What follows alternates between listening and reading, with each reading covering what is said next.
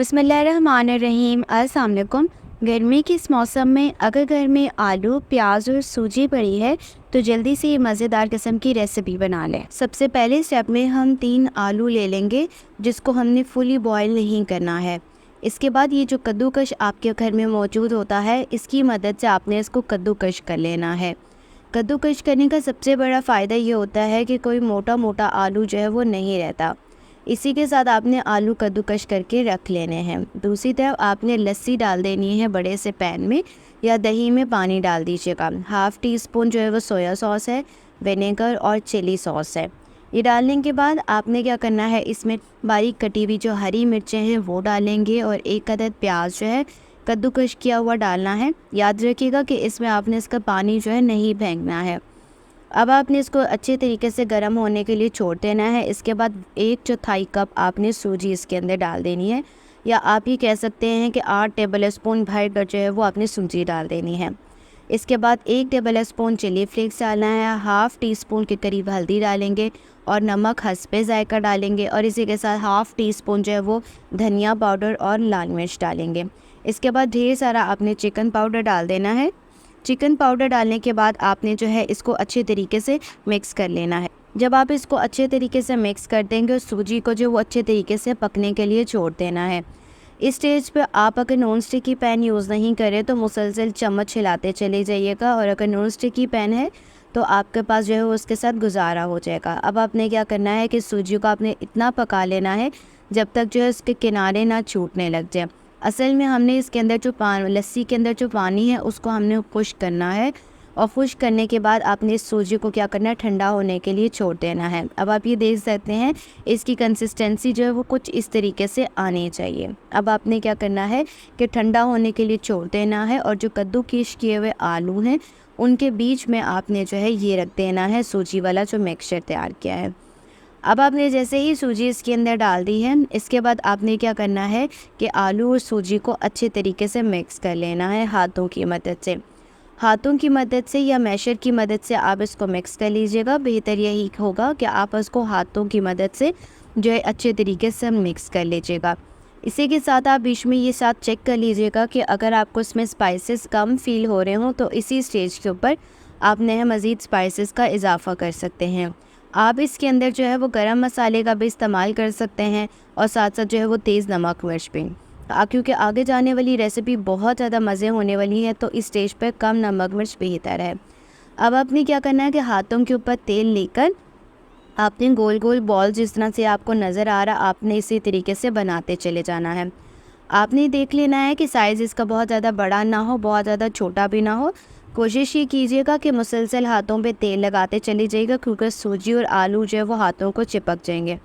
आजकल मार्केट में ऐसे आलू आ रहे हैं जिनका अंदर काफ़ी ज़्यादा स्टार्च होता है, और आप जितना भी उबाल लें उनमें स्टार्च जो है वो फ़ील हो रहा होता है, और वो हाथों को चिपकते भी हैं। तो तेल लगाकर आपने जो है इसके बड़े बड़े से जो है वो बॉल्स तैयार कर लेने हैं, जिस तरीके से ये आपको नज़र आ रहा है। तो फाइनली जी आप ये देख सकते हैं कि जितने आपके फैमिली मेम्बर्स हैं उस हिसाब से आपने इसके बॉल्स को जो है वो तैयार करके रख लेना है। बहुत मज़ेदार ये एक स्टेप है जिसमें हम जब ये बॉल बनाते हैं तो ऐसी फीलिंग्स आ रही होती हैं जैसे हम कोफ्ते बना रहे हैं, मगर ये कोफ्तों से बढ़कर एक रेसिपी होने वाली है। तो इसके बाद लास्ट वाला जो है इसको भी हम बना कर रख लेंगे। अब मैं आगे जाके आपको बताती हूँ कि इसको फ्राई करने का क्या तरीक़ाकार होता है। ये बहुत मुश्किलों से मैंने तरीक़ाकार देखा और ख़ुद एक्सपेरिमेंट किया कि जब हम किसी चीज़ में सूजी स्पेशली आलू में डालते और जब हम उनको डीप फ्राई करते हैं तो बहुत बड़ा ख़तरा ये होता है कि सूजी जो है उसकी वजह से ये सारा मिक्सचर खुल जाता है। तो जब आप क्या करेंगे, जब कोई भी चीज़ डालते हैं ना, जैसे आलू और सूजी वाला, तो आपने क्या करना है, चम्मच की मदद से मुसलसल तेल इनके ऊपर डालते चले जाना है। उसका सबसे बड़ा फ़ायदा ये होता है कि जो एक सरफेस होती है वो थोड़ी सी हार्ड हो जाती है। जब आप पलटते हैं वो तेल के अंदर जो है आलू और सूजी का मिक्सचर जो है वो नहीं खुलता है। जैसे ही एक साइड ब्राउन हो जाएगी आपने जो है वो दूसरी साइड जो है उसको भी कर लेना है फ्राई है। अब फाइनली हमारे पास ये बॉल्स और सूजी आलू के बॉल्स तो रेडी हो चुके हैं।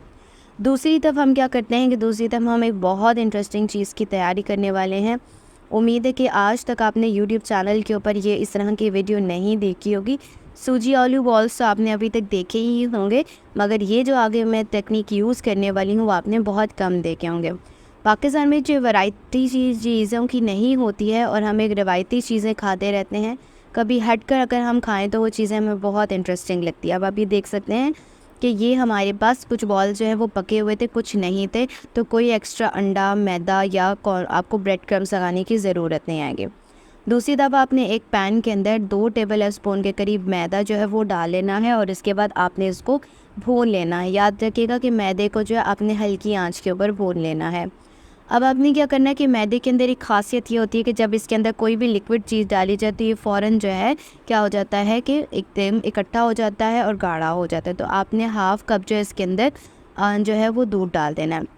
अब जैसे ही आप दूध डालेंगे तो इसके बाद ये सारा मिक्सचर इकट्ठा हो जाएगा और परेशान होने की बात नहीं है। मुसलसल चम्मच हिलाने से अगर आपको प्रॉब्लम हो रही है तो सारे मिक्सचर को हाफ़ कप पानी के साथ जो ब्लेंडर में डाल दीजिएगा और फाइन एक स्मूथ सा जो एक पेस्ट जो वो बनता चला जाएगा।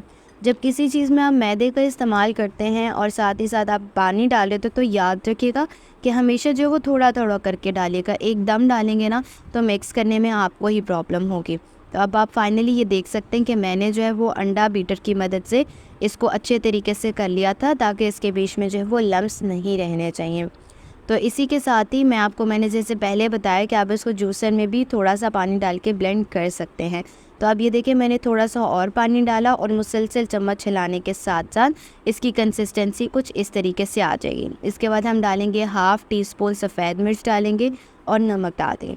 अब आप याद रखें थोड़ी बात ऑरिगेनो डालेंगे। जैसे कि मैंने शुरू में आपको बताया था कि जो आलू सूजी के बॉल्स में नमक इसीलिए कम रखा था ताकि इस स्टेप में जो मैं नमक डाल रही हूँ ना वो जो है नमक बराबर हो जाए। तब आपने क्या करना है, इसको हल्की आंच पे जो है पकाना शुरू कर देना है। इसलिए पकाना है ताकि जो मैदा पानी में डला है वो गाढ़ा हो जाए और इसकी कंसिस्टेंसी गाढ़ी होना बहुत ज़्यादा ज़रूरी है।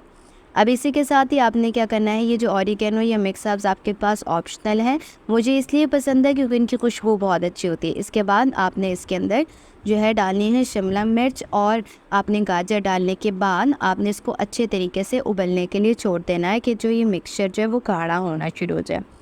इसी के साथ ही आप ये देख सकते हैं कि आहिस्ता आहिस्ता जो है ये पकना शुरू हो चुका हुआ है और गाढ़ा भी होना शुरू हो चुका है।